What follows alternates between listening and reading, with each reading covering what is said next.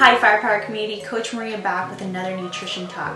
Today we're diving into emotional eating, which is something that a lot of people are dealing with right now because of what's going on, because of being thrown off of your usual routine.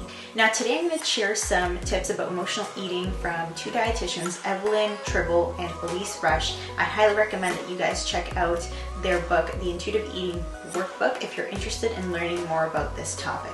Emotional eating is a very common coping mechanism that we use to deal with emotions like boredom, sadness, happiness, anger, and stress. Right now we're going through a very stressful period of time that we've almost have never been in, and it's giving rise to a lot of these coping behaviors, one of those being emotional eating.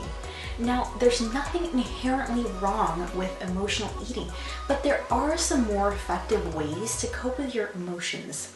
Now, I'm going to tell you one thing that we're not going to do.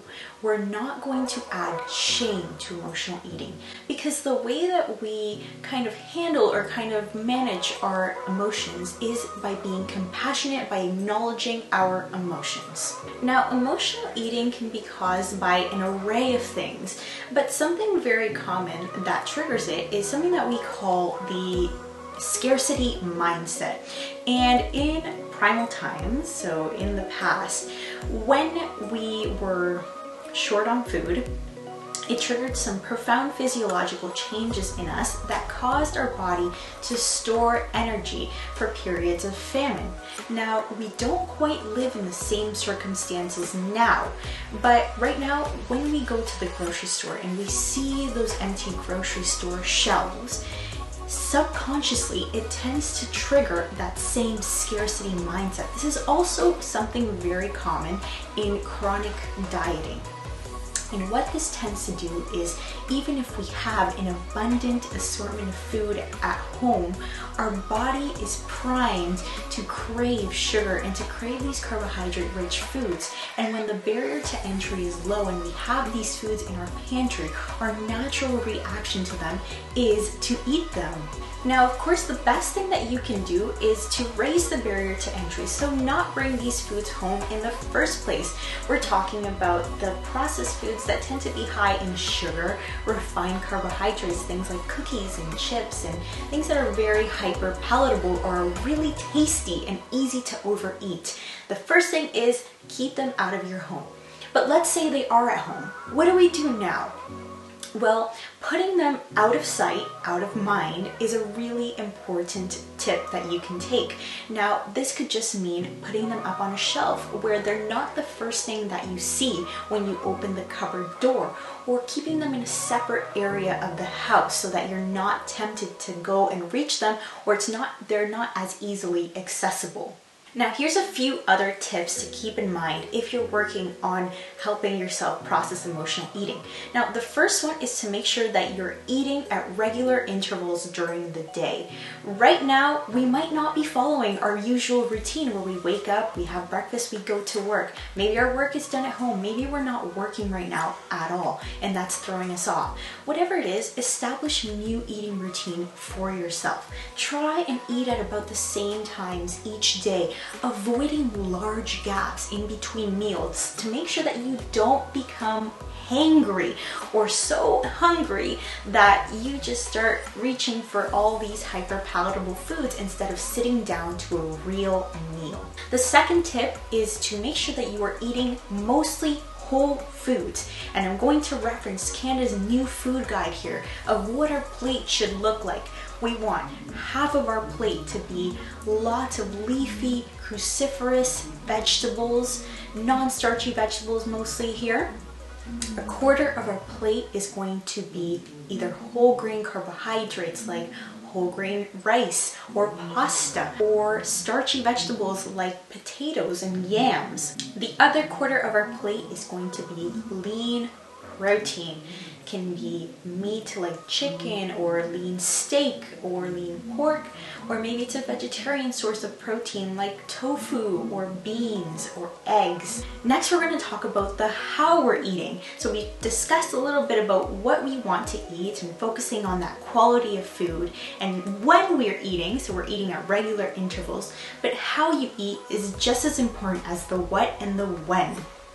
Are you eating in front of your TV, your laptop, your tablet, or are you sitting down and eating with your family?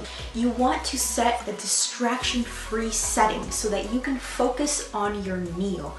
Use all of your senses. Look at the food, smell the food, analyze the taste and the texture. Really nurture that mind-body connection and try and bring as much awareness to the meal as you can. This is going to increase what we call satiety, so that you feel satisfied after your meal because you actually took the time to enjoy it instead of scarfing it down or being so distracted that you didn't even realize what you were eating. Now that's the physical of how we deal with emotional eating. But how about the emotional side? Well, when it comes to emotional eating, it usually comes from suppressing our emotions or not acknowledging them.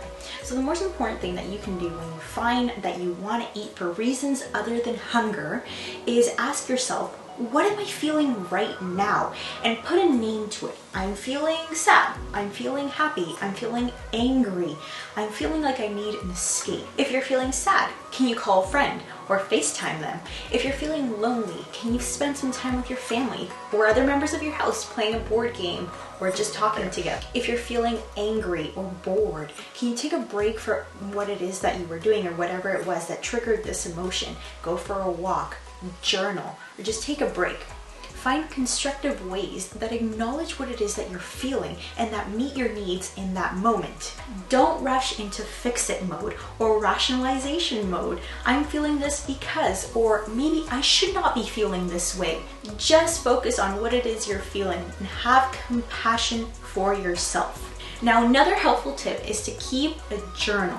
When you find yourself overwhelmed with complex emotions like stress or boredom or anger, just pause, write it down. It's going to help you process it in a constructive way. It's help you realize how you can acknowledge your emotions, be compassionate, and meet your own needs without resorting to food or to other coping mechanisms. Now, I hope you guys enjoyed these tips. I want you to take away here that we all eat for comfort occasionally. It's part of being human, but it is worth tuning into your emotions and your specific needs and acknowledging yourself and really being compassionate towards yourself in order to better be able to self-nurture yourself and deal with these difficult situations as they come, and without resorting to things that might not move us towards our goals.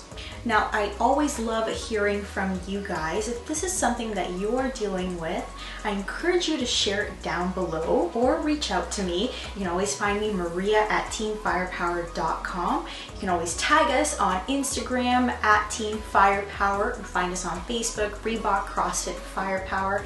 Remember to stay safe, stay healthy, and I'll see you in the next video.